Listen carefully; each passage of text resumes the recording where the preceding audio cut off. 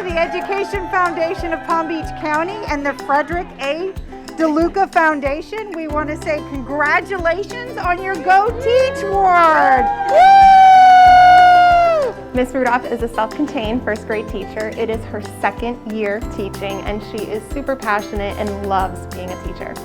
This is like so exciting, and I just want to really help the students just education and just keep them engaged, especially in their phonics and literacy. And I think with this grant, it's really going to make that possible. Student engagement is critical and hands-on learning makes all the difference. So I'm positive her kids will enjoy the hands-on multisensory phonics.